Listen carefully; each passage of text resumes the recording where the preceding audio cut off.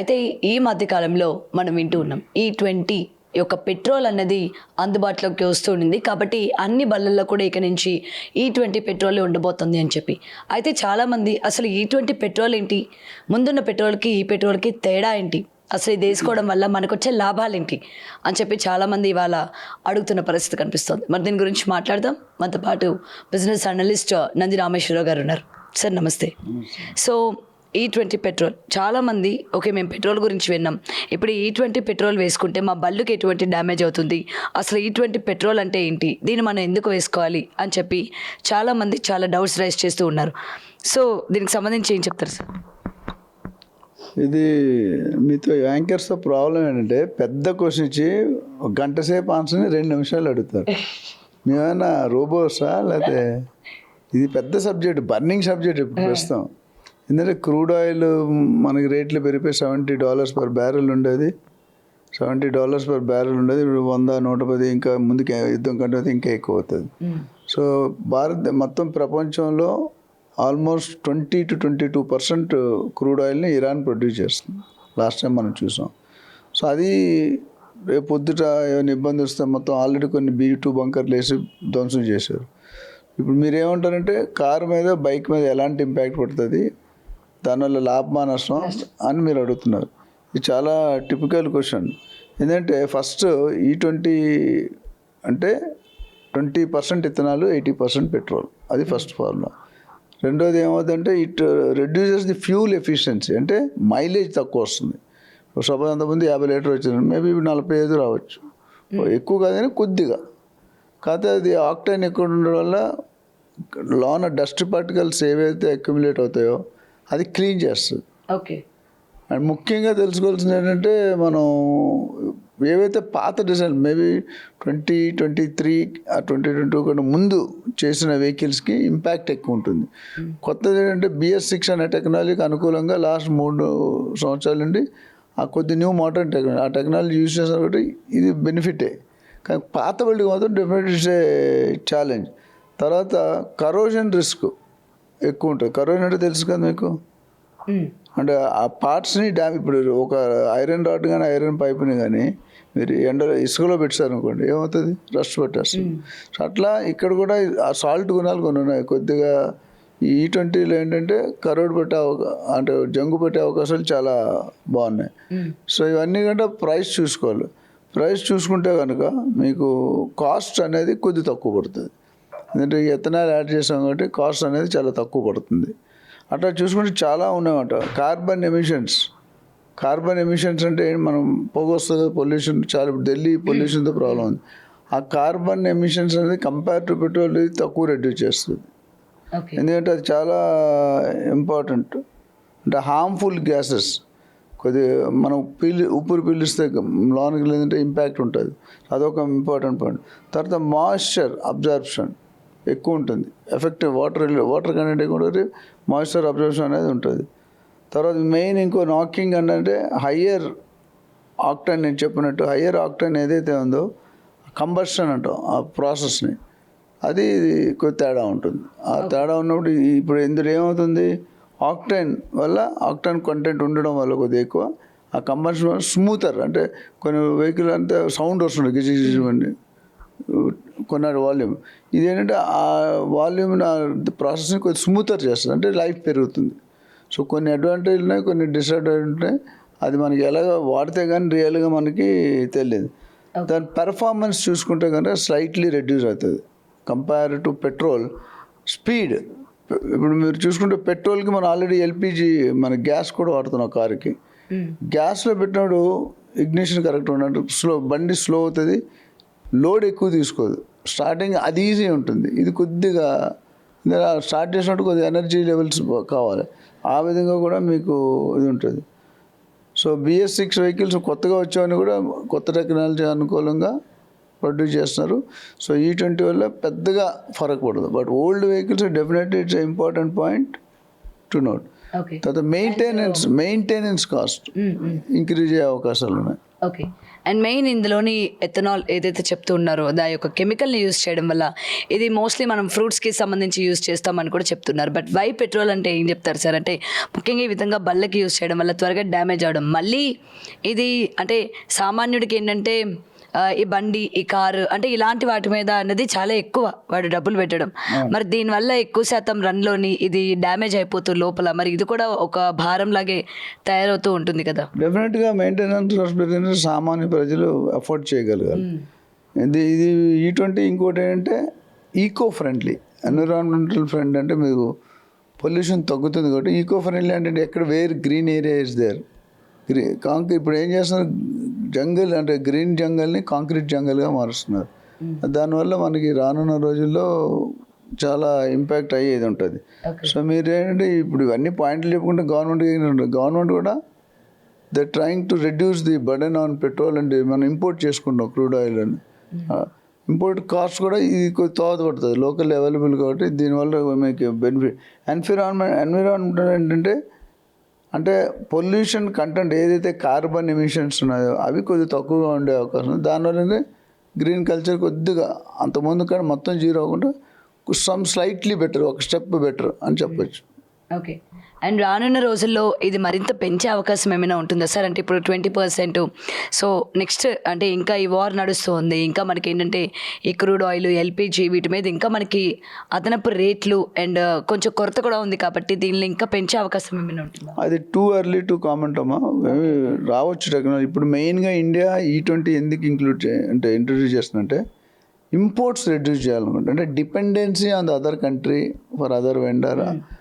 ఇప్పుడు వాళ్ళు ఏదైనా వాళ్ళిద్దరు కొట్టుకుంటే మూడో ఎఫెక్ట్ మనకు ఉంటుంది. అంటే వాళ్ళు బాగానే ఉంటారు, ప్రొడ్యూస్ చేయించేవాడు, కొనేవాడు, బట్ మనం అక్కడి నుండి ఇక్కడ ఇంపోర్ట్ చేసుకోవాలి. అంటే బయట ఇరాన్ కానీ అదర్ కంట్రీస్ ఇంపోర్ట్ చేసుకుంటే కాస్ట్ ఫ్యాక్టర్ పెరిగిపోతుంది.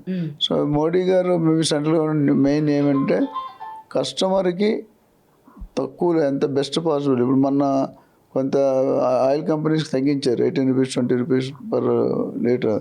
సో ఆ తగ్గించడంలో సబ్సిడీ పెంచమంటున్నారు. సో ఇప్పుడు ఏమవుతుంది, ఆ లాభాలు వాళ్ళకి తగ్గించారు కానీ మనకు తగ్గలేదు ఎండ్ యూజర్లో. ఎప్పుడైతే ఆయిల్ కంపెనీ కస్టమర్ పాస్ చేస్తే అది బెనిఫిట్. ఇప్పుడు మనకు బెనిఫిట్ లేదు, ఆయిల్ కంపెనీ లాస్ అవుతుంది, ఆయిల్ బెనిఫిట్. బట్ ఆయనకు వచ్చిన దాంట్లో సగం మనం పాస్ చేస్తే బెటర్. మనకు మేబీ 10 రూపాయలు 5 రూపాయలు చీపర్ ఉంటుంది. ఒక లీటర్ 5 రూపాయల దగ్గర కొన్ని కోట్లు తేడా వస్తుంది. సో ఓవరాల్గా మీరు అడిగిన ముందుకి R&D చేయాలి. మనం అనుకుంటే తగ్గించదు కదా, తగ్గించిన ప్రొపోర్షన్ అనేది మన వర్కౌట్ కావాలి. ఎందుకు మళ్ళీ రివర్స్ అయిందంటే ప్రాబ్లం. ఇప్పుడు మనం ఎక్కడో విన్నాను, డయాబెటిక్స్ 20, 30, 40 సంవత్సరాలు ఉన్నారు. There is one test being R&D చేస్తున్నారు, ఆల్రెడీ ప్రోటోటైప్ రెడీ అయింది. 25 లక్షలు అంట ఒక డయాబెటిక్ పేషెంట్ని, మొత్తం షుగర్ ఉండదంట. అక్కడ ఒక డాక్టర్ గారు వీడియోలో చెప్తే చూసాను. అది వస్తే గవర్నమెంట్కి అసలు ఎంత ఇన్కమ్ అంటే కొంతమంది 25 లక్షలు పెట్టుకోలేరు, నీళ్ళంటలు పెట్టుకోవచ్చు, 4 గంటలు పెట్టుకోవడానికి కష్టం. ఎందుకంటే అది బల్క్ యూజ్లోకి వచ్చిన రేట్ తగ్గుతుంది. ఇప్పుడు కొత్తగా అంటే కంప్లీట్ అప్రూవల్స్ రాలేదు. సో అదే దే డోంట్ వాంట్ టు. కొంతమంది మనుషుల మీద ప్రయోగం చేశారు, 95% సక్సెస్ రేట్ ఉంది. కొన్ని ఆపరేషన్లు మీకు తెలియదు, క్యాన్సర్ దానికి ఎఫిషియన్సీ అవుట్పుట్ అంత ఉండదు, 30%, 20%. సైబర్ నైఫ్ అని ఒక టెస్ట్ వచ్చింది 5-6 years back. So cyber knife 3-4 lakhs ఇప్పుడు కూడా తగ్గిపోయి ఉంటుంది. సో ఎప్పుడైనా కొత్త ప్రోడక్ట్ యూజ్ చేస్తే మీకు డెఫినెట్గా కాస్ట్ ఉంటుంది. కారులో కూడా కొంతమంది కారు పిచ్చి ఉంటుంది, 3 నెలలు వాడాలా ఒక కారు మార్చి వేరే కారు కొనుక్కోవాలి. కొనేస్తారు, డౌన్ పేమెంట్ ఇస్తారు, 3 EMIలు కొడితే 4 EMI కట్టరు. వాడు ఏం చేస్తాడు, కార్ తీసుకొని ప్రీ ఓన్డ్ కార్స్లో పెట్టేస్తారు. సో ఎస్పెషల్లీ మెడికల్లో చూసుకుంటే ఏదైనా మనం ఇంట్రడ్యూస్ చేస్తే ఫుల్ ప్రూఫ్ మెథడ్, అంటే మనకి ఖచ్చితంగా నమ్మకం ఉంటేనే మనుషుల మీద ప్రయోగించాం. ఫస్ట్ అంతే జంతువుల మీద ప్రయోగిస్తారు కొన్ని చేసుకుంటే.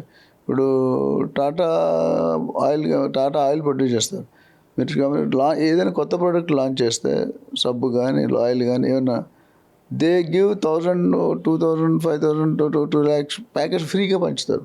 మంచి కేజీ లీటర్ ఆయిల్ ఇచ్చేసి ఒక పేపర్ ఇస్తారు ఫీడ్బ్యాక్, అందరూ తీసుకొని దాని మీద కన్సల్టేషన్ మళ్ళీ టెస్ట్ చేస్తారు. ఇప్పుడు చాలామంది తెలియాల్సింది ఏంటంటే ఇప్పుడు బైక్ ఉందనుకోండి, 80 kilometers per liter అంటాడు.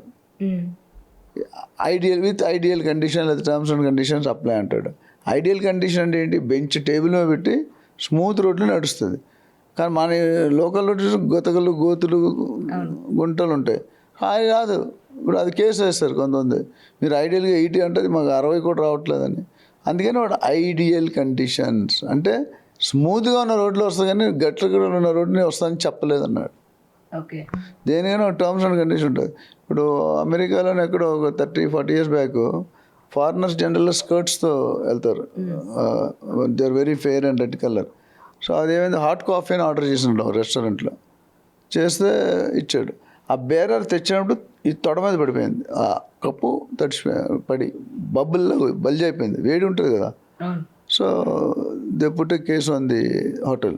సమ్ $1,000 ఇచ్చి, అప్పుడు ఐమ్ టాకింగ్ 30-40 years, కొన్ని వేలు అంటే మనకు కొన్ని లక్షల కోట్లలో అమౌంట్ పెనాల్టీ డిగ్రీ. అప్పటి నుండి ఒక రూల్ పెట్టారు ఏంటంటే, కప్పు మీద మనకి ఇప్పుడు ఇంగ్రీడియంట్ ఏదైనా ప్యాకెట్ చూసాం అనుకోండి, దాన్ని రాసి ఉంటుంది ఇది షుగర్ అంతా అదంతా ఇదంతా అని రాస్తారు.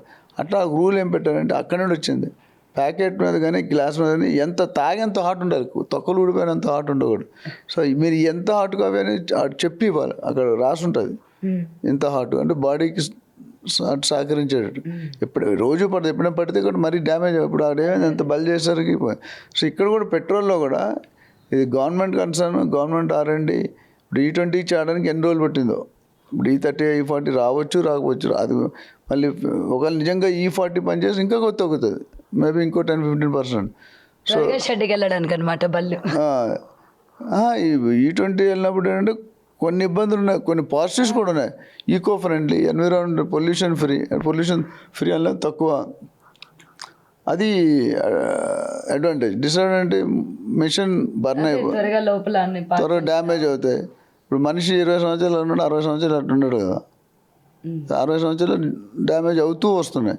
First 20-30 years you are very top. 45-50 years నుండి ఒక్కొక్క పార్ట్ ఎఫెక్ట్ అవుతూ పోతుంటుంది. అట్లా కారు కూడా మన గవర్నమెంట్ రూల్ ఏం పెట్టారు, 15 సంవత్సరాలు అయితే ఆ వెహికల్ వాడకూడదు, సీల్ చేయాలి. ఇప్పుడు లేటెస్ట్గా రివైజ్ చేసి 10 సంవత్సరాలు తెస్తున్నారంట. అంటే 15 కూడా చాలా ఎక్కువ. అప్పుడేమవుతుందంటే గవర్నమెంట్కి సేల్స్ అవుతుంది, కంపెనీలకి రెవెన్యూ వస్తుంది, ట్యాక్స్ వస్తుంది. అదే ఎలక్ట్రికల్ వెహికల్స్ కొనుక్కుంటే రిజిస్ట్రేషన్ ఫ్రీ అనే స్కీమ్స్ పెట్టారు మన సీఎం. ఇవన్నీ కూడా రానున్న రోజుల్లో at end of the day Maruti 800 1980లో 90లో పడి ఇప్పుడు మారుతి 800 చాలా తేడా ఉంటుంది. కారు వెయిట్ 30% 25% తగ్గిపోయింది. వాల్యూ ఇంజనీర్ అయింది, కాస్ట్ అంత లేదు. సో ఇవన్నీ కూడా ఈ టెక్నికల్ మెకానిజం అనేది క్లారిటీ ఉండాలి, కాన్ఫిడెన్స్ ఉండాలి. మార్కెట్లో ఏది పడుతుంది అదిలో ఉంటే మీకు లాస్ట్ ఎగ్జాంపుల్ చెప్పి, ఇప్పుడు ఐఫోన్ యాపిల్ ఉంది కదా, i4 చిన్న ఫోన్ ఉండేది, తిక్కుగా ఉండేది డబ్బాలో. అది డెవలప్ చేశారంట. చేస్తే లాంచ్ చేయడానికి ఆయన చైర్మన్ వచ్చారు. సో వచ్చి శాంపిల్ డెమోన్స్ట్రేషన్, నాకు ఈ i4 నచ్చట్లేదు, ఇంకేదైనా ఇంకా అంటే పెద్ద డబ్బాలా ఉంది, I want a sleek model 0 size. అంటే పాసిబుల్ కాదు సార్ అన్నారు employees. No it's not possible. ఆయన కోపం వచ్చి ఒక పక్కన నీళ్ళుంటే నీటిలో పట్టిస్తాడు. అర్థమైందా? పట్టిసేస్తే అక్కడ ఎంత వింత అనేది చూడండి మీరు. ఆ ఫోన్ కింద పడేస్తే ఫోన్ నుండి బుడగల్లాగా నీళ్ళు వస్తున్నాయి. ఆయన దిమాగు మెచ్చుకున్నాను. టక్కున బయట తీసి ఇందులో గ్యాప్ ఉంది, గ్యాప్ ఎయిర్ బబుల్స్ వస్తున్నాయి, గ్యాప్ తగ్గించాడు అన్నాడు. నెక్స్ట్ మోడల్ తగ్గించాడు. So innovation, R&D, technology. Government ఇప్పుడు కూడా బల్క్ ప్రొడక్షన్ కోసం ఆలోచిస్తారు. ట్రయల్స్లో కొద్ది రేట్ ఎక్కువ ఉంటుంది. ఒకసారి మార్కెట్లో కన్జంప్షన్ పడితే కనుక definitely it will reduce. So వీళ్ళు wish and hope that we should get. అసలు ఫస్ట్ ఈ క్రూడ్ ఆయిల్ భారం పోవాలి మన ఇరాన్ ఇజ్రాయెల్ యుద్ధం. అది కానప్పుడు ఇది ఒక support additional feather in the cap లాగా ఉంటుంది. Right, thank you. Thank you.